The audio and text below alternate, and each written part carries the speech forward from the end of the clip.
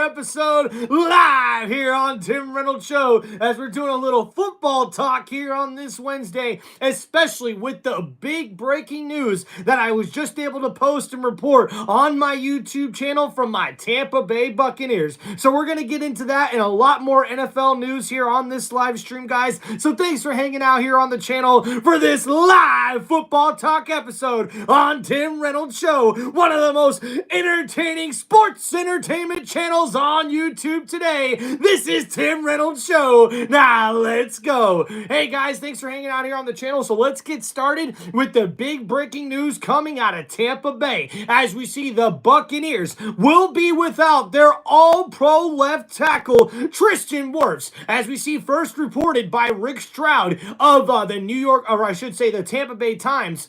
Rick Stroud reports that the Bucs will start the season without left tackle Tristan Wirfs, who underwent right knee surgery Tuesday and will likely miss at least the first couple of games of the regular season. This is the knee injury that Wirfs aggravated during the offseason and forced him to miss only one game during the 2024 season. So the Bucs scheduled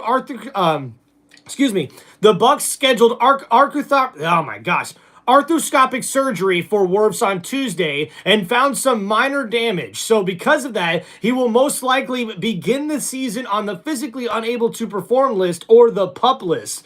So because of this, this is a big blow for the Buccaneers. Wirfs protects the blind side of quarterback Baker Mayfield and is one of his closest friends on the team. The Bucs did sign 49ers free agent left tackle Charlie Heck, who is more than likely going to be the replacement for Wirfs at the start of the season, and we'll have to see what happens after that, because the Bucs could look and possibly free agency to get another veteran left tackle to really help out this offensive line. But for right now, it looks like Charlie Heck is in line to possibly start at left tackle for this Tampa Bay Buccaneers offense starting the 2025 NFL season. And this Buccaneers offense is expected to be one of the top offenses in the NFL this season. So this could be a big blow for them and something to look out for as we head into the season. What's going on, JWFSC? Appreciate you, man. Thanks for hanging out on the channel. So as the Bucs look forward to next season, I think Charlie Heck definitely has some experience. He's been in the league quite a bit, but I'm not so sure if this is the guy that we want starting at left tackle on Baker Mayfield's blind side. So I honestly think that we'll probably look at maybe some other veteran free agents right now, but we're getting to start training camp just in a little bit here. So I'm not sure if we're going to see them pick up a veteran for the offensive line at left tackle, or if they'll try to just stick with Charlie Heck or maybe another guy on the roster that they see could fill the shoes of Tristan Wirfs at least for a couple of games. But this is a big blow for the Buccaneers, because I'm telling you right now, I think that we really need to pay attention to this spot, because left tackle is one of the most key positions on the Tampa Bay Buccaneers squad. So what's going on, Charlie? Thanks for hanging out, man.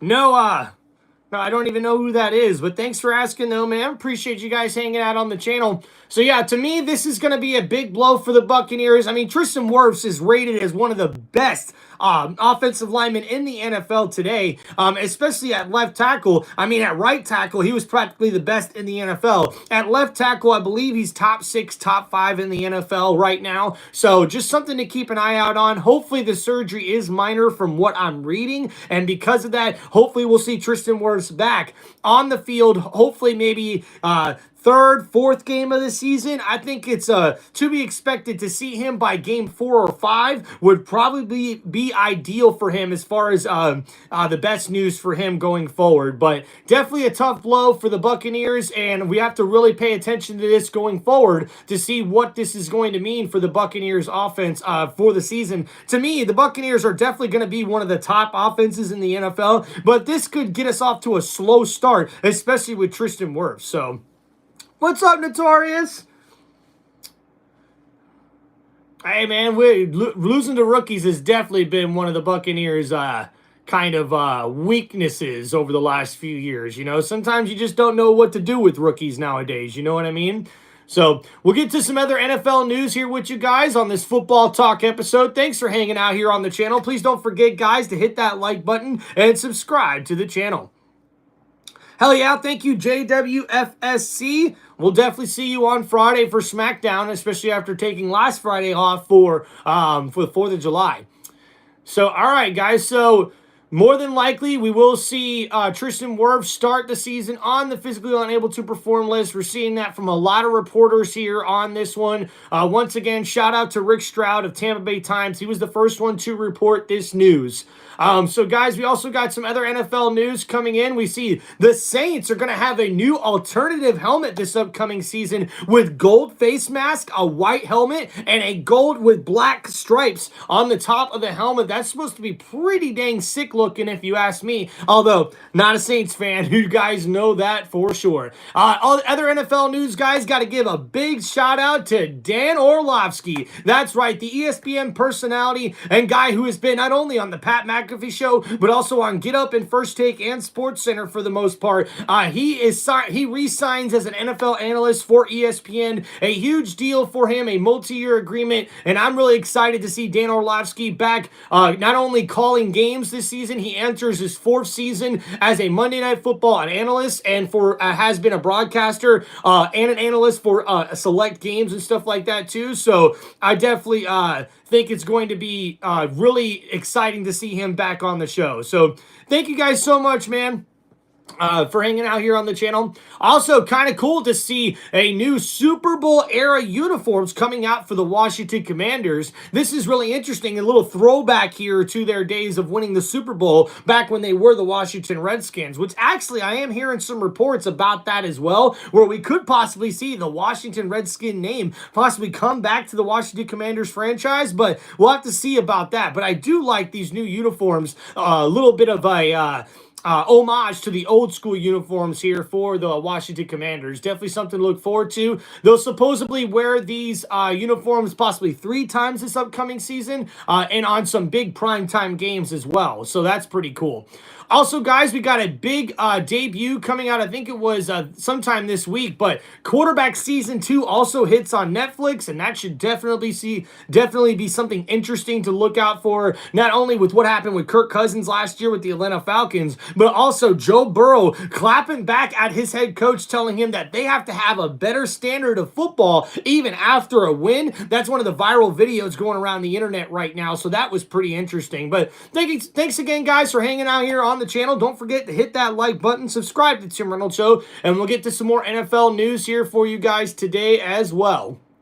All right, so we also see that the Miami Dolphins making a bunch of moves. I did report on this on my NFL channel, or on my YouTube channel, and we see that the Dolphins have officially agreed to terms with the New York Giants for tight end Darren Waller, as the tight end comes out of retirement and now will join the Miami Dolphins on a $5 million contract, 1 year that, and then this pick here, or this trade, does include a 2027 conditional 7th round pick in exchange for a 2026 6th round selection. So we see the New York Giants will get a 2026 6th round pick in this deal for a tight end that was retired. So talk about a good deal for the Giants to be able to get some draft capital for a guy that they weren't expecting to have on their roster this upcoming season to play for them. And I got to ask you guys what you think in the comments as far as does Darren Waller fit into this Mike McDaniel's Miami Dolphins offense? Do you think him and Tua Tagovailoa are going to be able to build a rapport right away, especially after what we seen last season with the Miami Dolphins starting quarterback Tua Tagovailoa really building a connection with Geno Smith, the tight end that set a bunch of franchise records last year, not only for yards, but I also believe catches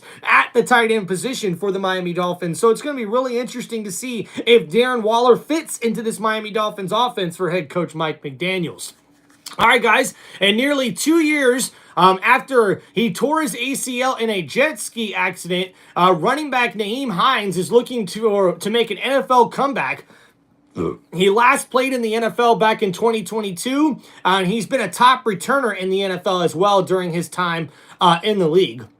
So good luck to him on making a comeback as well. All right, guys, so going on to some other NFL news here. As we look around, I want to thank you guys for hanging out here on the channel and for all your support. Happy belated 4th of July to everybody. Hope you guys had a wonderful holiday weekend as well. All right, guys, so another big news here. Looks like the Pittsburgh Steelers are signing general manager Omar Khan to a new 3-year deal, putting him under contract through the 2028 season. Much deserved contract extension here for the Steelers general manager, who has definitely helped turn things around there in Pittsburgh, especially after they were able to make it to the playoffs last year. And what he's able to do this offseason, I mean, seeing Aaron Rodgers in a Pittsburgh Steelers uniform is definitely weird and something to get used to. But man, this team looks poised to be able to be a contender next year with all these veterans that they've been able to acquire. Now, there's a lot of people that are speculating that this might not be the best move for Pittsburgh for their future, but as far as right now for this upcoming season, you now have all-pro cornerback Jalen Ramsey. You got an all-pro four-time MVP, I believe, in quarterback Aaron Rodgers. And not only that, this defense is always going to show it to play, and I think the addition of tight end Geno Smith is an underrated addition for this Pittsburgh Steelers offense, because now they'll be able to have more 2 tight end sets that definitely will help out Aaron Rodgers in that passing game, but also should help out the running game for the Pittsburgh Steelers offense as well going into next year. So I'm really excited to see about that. The new additions that Pittsburgh has had. General manager Omar Khan is in his bag and doing his thing. We also see the Seattle Seahawks have signed former Vikings cornerback Shaquille Griffin, who spent his first 4 seasons in the NFL in Seattle and now returns to play for the Seahawks this upcoming season. So congratulations to Shaquille Griffin on getting another opportunity here in the NFL, especially going back to the Seattle Seahawks. So guys, going back to the Miami Dolphins trade, so they trade Geno Smith and Jalen Ramsey and some draft capital to the Pittsburgh Steelers for all-pro safety Minkah Fitzpatrick. And guys, for me, this was a bit of a shocker. I did not think that Minkah Fitzpatrick was a guy that was on the trading block or even available. You know what I mean? So this is going to be very interesting to see what happens with this. You know what I mean? Oh man, no way. Charlie reporting some news here apparently. We'll have to check that out to see if that's actually true or whatnot. The Eagles possibly making a big trade here, so we'll have to check in with that real fast. Thank you guys for hanging out here on the channel. I appreciate you, Charlie, for the heads up. We'll try to see here what the NFL is reporting. See if we can find anything on the internet.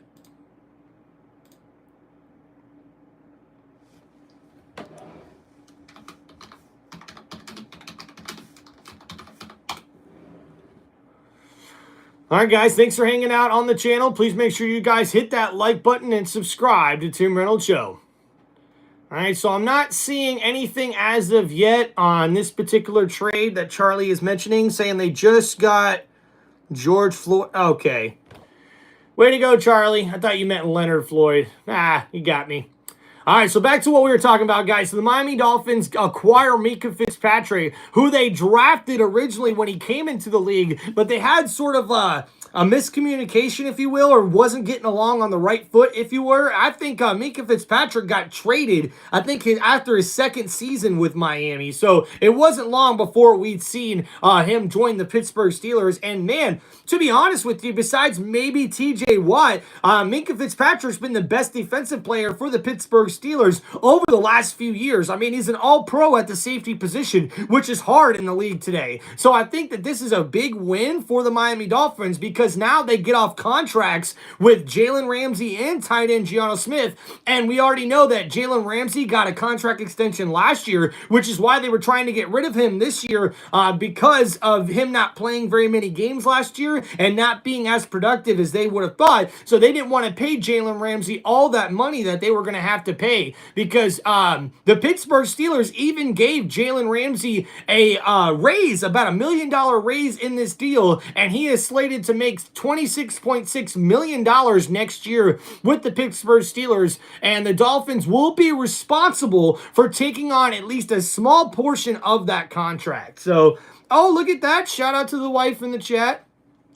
So yeah, and overall, this trade here, I think a very good deal for probably for both teams, especially for the Steelers in the short term. And this is probably better for the Dolphins in the long term because honestly, I don't think this really solves all the issues that the Dolphins have in the secondary or on defense in general. I mean, this Dolphins team is going to be without four or no, three of their it might even be four of their captains that were chosen last year for this Miami Dolphins team in 2024. So it's going to be a very different team heading into the 2025 NFL season. But the Miami Dolphins are definitely trying to build for the future. As we see here, the overall trade, the Steelers will get cornerback Jalen Ramsey and tight end Geno Smith in a 2027 seventh round pick. And in the deal, the Dolphins will get safety Minka Fitzpatrick and also a 2027 fifth round pick in this deal. So we see a swap of picks in 2027 for both of these teams in this particular deal.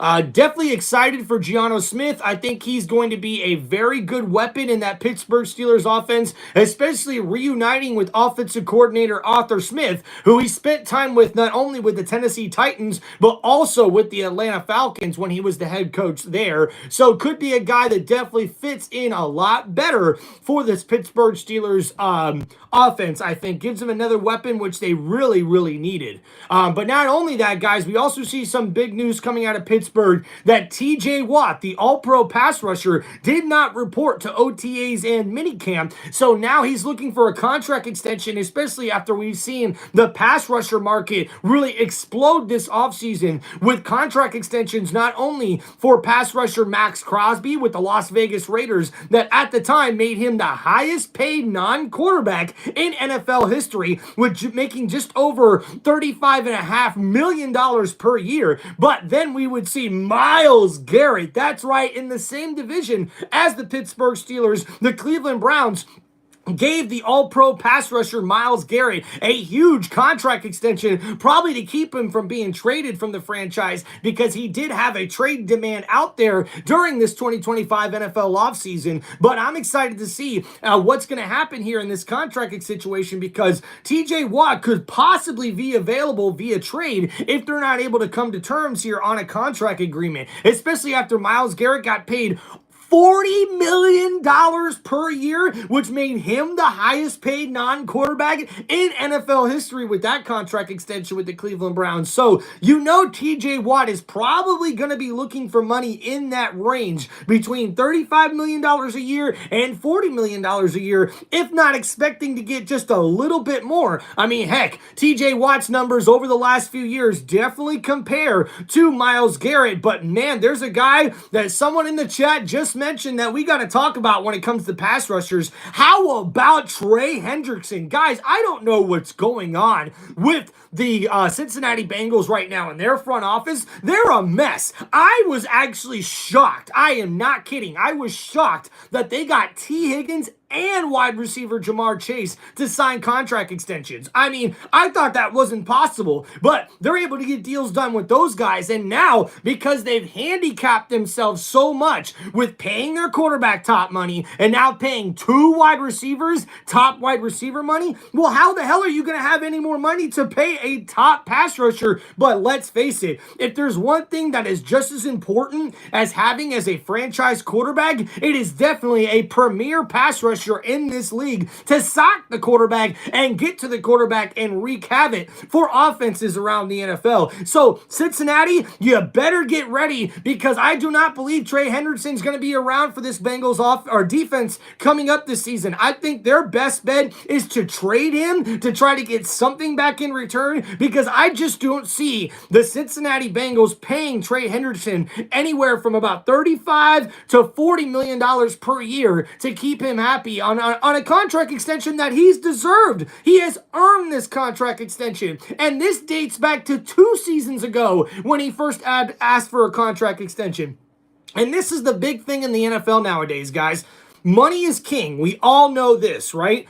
But if you pay your guys earlier, it saves you money in the long run for your franchise. And I just don't understand what's happening with these franchises. Maybe it's they're waiting for certain money to fall off the books, or maybe they're trying to get to the start of the season to try to see what their books are going to look like as far as how much money they have available, whether it's in salary cap or just for the football franchise in general. But this just seems idiotic to me. If you have a chance to pay a premier player at any position, pay him earlier, because then it saves you money in the long run, especially with the way NFL contracts work nowadays. Most often or not, at these certain positions, they get a huge lump sum in a cash bonus, if you will, a signing bonus, and because of that, their overall cap number is not as big of a hit to these franchises during the season. But I also see a lot of these contracts end up being more money down the lane rather than right away, which I think is one thing that really hurts franchises. You want to actually, in my opinion, I want to give you the most money I can for you right now, and then as the contract goes on, I want to keep you either at that same number or maybe go down just a little bit lower, because if the production falls, then obviously you haven't earned the actual terms or agreement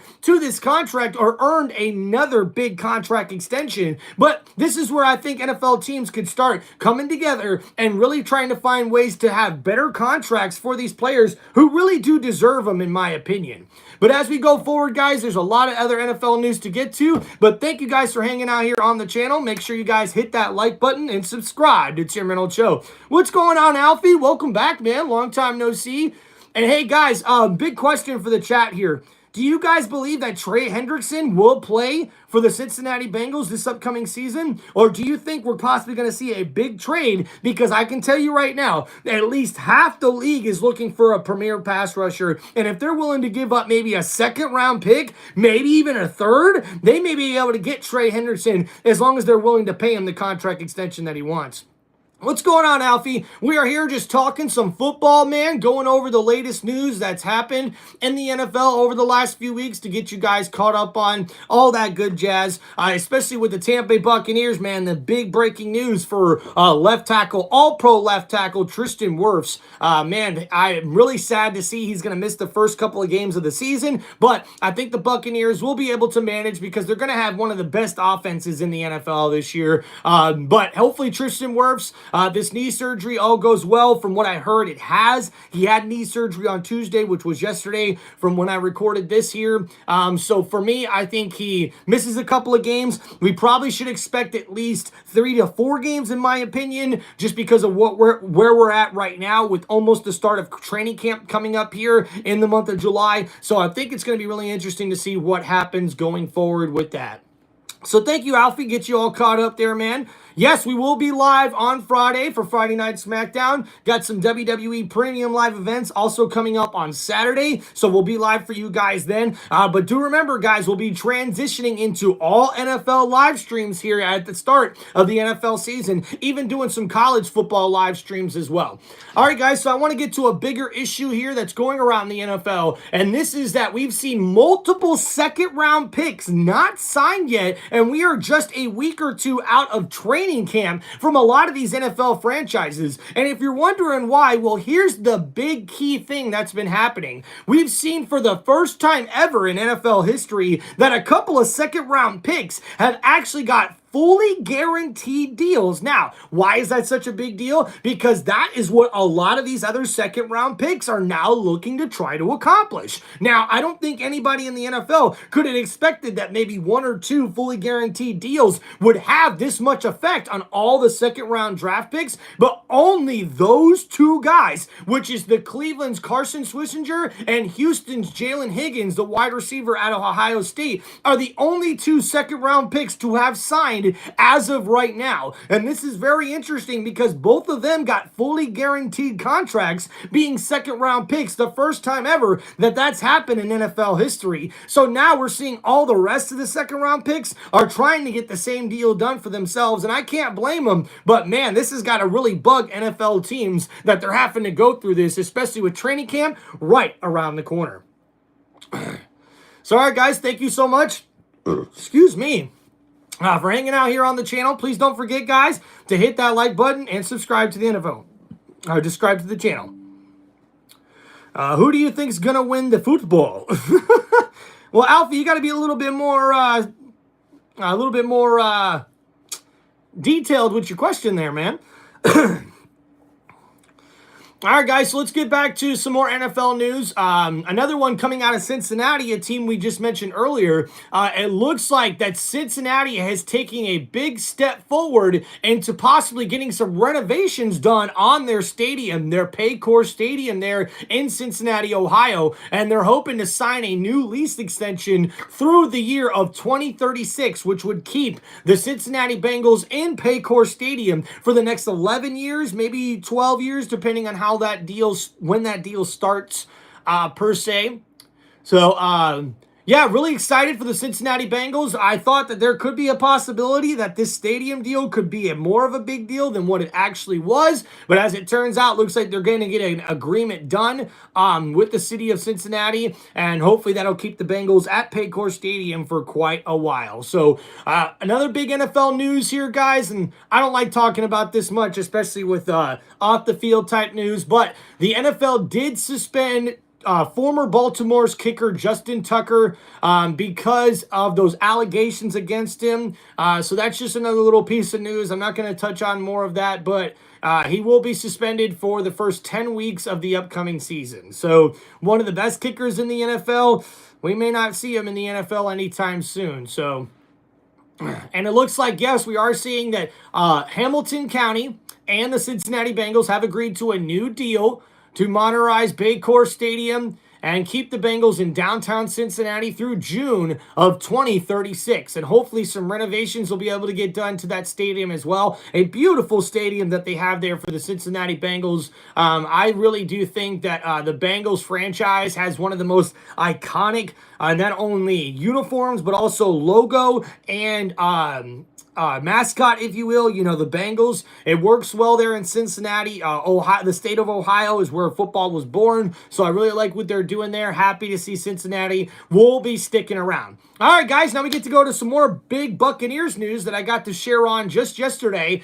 as we see the Tampa Bay Buccaneers have been able to sign general manager Jason Licht and head coach Todd Bowles to much-deserved contract extensions. And we'll go a little bit more in detail here for you guys on what we're actually seeing. The Tampa Bay Buccaneers are able to sign Coach Todd Bowles and General Manager Jason Licht to multi-year contract extensions. Bowles now enters his fourth year as the Tampa Bay Buccaneers head coach after leading the team to three consecutive NFC South titles from 2022 to 2024, and Lynch is the NFL's current fifth longest tenured traditional general manager, as we see Jason Licht enters his 12th season as the Tampa Bay Buccaneers general manager. And this is a big deal for the Buccaneers, as we see under general manager Jason Licht, the Buccaneers have drafted key players like Mike Evans, Tristan Wirfs, Vita Vea, Antoine Winfield Jr., Chris Godwin, Bucky Irving, Calais Canty, Cade Otton, Graham Barton, Luke Gedeke, and Cody March, and much more. And they lead the NFL in total snaps and starts by their own homegrown drafted players from the rounds 1 through 5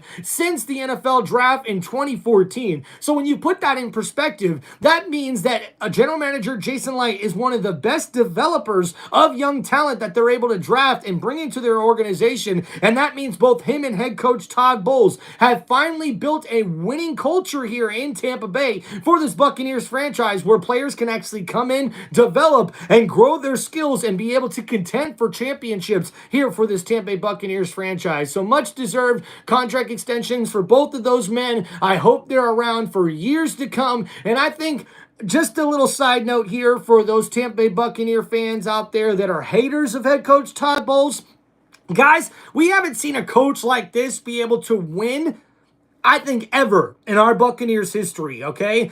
John Gruden was good. I liked Raheem Morris and Tony Dungy. To me, Tony Dungy, the best head coach in Tampa Bay Buccaneers history. But guys, we haven't seen a winning culture for Tampa Bay since Dungy was the head coach. So for me, as long as we can have consistent winning seasons, I think that we need to keep head coach Todd Bowles around for as long as we can. And heck, if you ask me, I'm surprised some teams aren't trying to go trade for him as a head coach, because right now, head coach seems to be one of the hardest positions to fill for most NFL teams. So for us, Tampa Bay Buccaneers fans, I'm super excited to see head coach Todd Bowles here for a long time. And general manager Jason Licht has proven to be one of the best general managers in the NFL. And now he's the 5th longest tenured general manager in the NFL today. I mean, that's saying something. So congratulations to both those men. Much deserved on those contract extensions. All right, guys, so also some other big news. I have yet to report this on my channel as of yet, but we will get it on the channel probably in the shorts over the next couple of weeks. But it looks like Pittsburgh Steelers quarterback Aaron Rodgers says that he's pretty sure this upcoming season in 2025 will be his final season in his NFL career, and a historic NFL career for quarterback Aaron Rodgers, who will go out as a Super Bowl champion and also a 4-time NFL MVP, an accomplishment that not very many people have been able to accomplish in the NFL's history. So congratulations to quarterback Aaron Rodgers. I want to wish him the best of luck in retirement if he does choose to retire after the upcoming 2025 NFL season. And let this be a reminder to all you football fans out there. Appreciate these players while they are around, because you never know when the last season you're going to see someone like Aaron Rodgers play football. And man, I don't care who you are, what fan of what team you are. To me, Aaron Rodgers is one of the best throwers of the football that you'll ever see on a football field or in person or on TV. So make sure you guys just appreciate these legends while they're still playing the game. I can remember Brett Favre's last season, and I know that's kind of an eerie comparison to Green Bay Packers franchise quarterbacks, right? But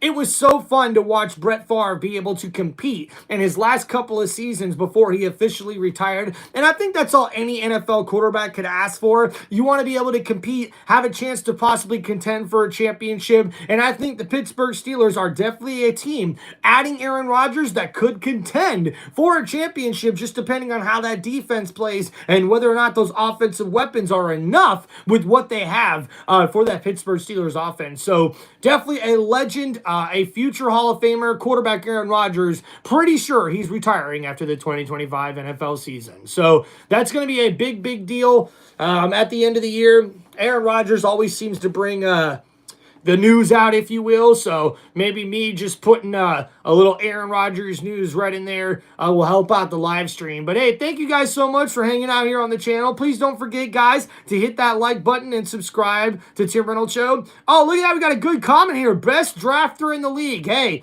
listen, general manager Jason Licht is definitely one of the best drafters in the NFL today. And you know what? That came from a place where he was at some lows, guys. There were some draft picks early on in his tenure that made you scratch your freaking head because you were not sure what the heck he was doing. Drafting kickers in high rounds, trying to solve that kicking problem that the Bucs had for years. But man, he's definitely brought in a lot of future Hall of Fame talent. Drafting Mike Evans, probably the best Buccaneer ever. Levante David, a close second. Those guys are definitely pillars. Vita Vea, a lot of those guys, pillars for that Buccaneers team right now. So thank you guys for hanging out here on the channel. So we'll get to some more NFL news if we can. We also see the Jacksonville Jaguars officially signed their first-round selection, Travis Hunter. His contract includes a $30.57 million signing bonus paid entirely up front, which makes him the first non-quarterback not drafted first overall to receive an entire signing bonus up front. So congratulations to him getting that deal done. I think it's going to be really good tenure for Travis Hunter. I think the Jacksonville Jaguars are a team that definitely need his services, not only on the offensive side of the ball, but also on the defensive side of the ball. And we see he's officially signed a 4-year, $46.65 million fully guaranteed contract. So he'll get $30.57 million of that in a signing bonus paid entirely up front. And that's a new record for a non-quarterback that isn't first overall. So congratulations to Travis Hunter, a much-deserved big contract for him after getting drafted second overall by the Jacksonville Jaguars.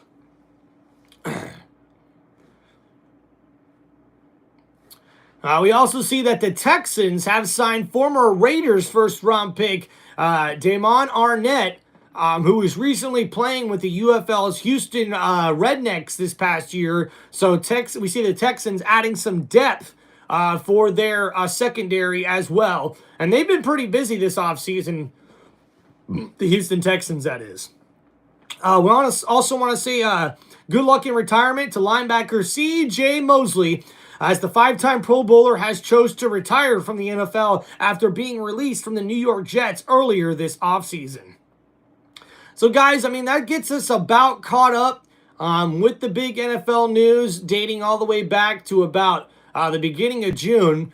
We did see that the Green Bay Packers did release all-pro cornerback Jameer Alexander after they couldn't agree on a new restructured contract. So because he became a free agent, we see the Baltimore Ravens wasted no time picking him up as he's reunited with his former Louisville football teammate, Lamar Jackson. And man, that secondary now for the Baltimore Ravens is looking stacked, man. So adding Jameer Alexander is only going to make that defense that much better for the Baltimore offense. And let's face it, Baltimore's defense statistically couldn't get much better, but the fact that they're able to have a lockdown secondary now is really going to help play to their strength as a big running game team, especially with how good they play on defense and how good they run the ball on offense. So we also see some other news coming out of Giants camp as the New York Giants say that rookie quarterback Jackson Dart fits right in per head coach Brian Daboll, and there's a lot of people predicting that Jackson Dart could be the starter for the New York Giants early into the season, but we'll have to see how that plays out going forward.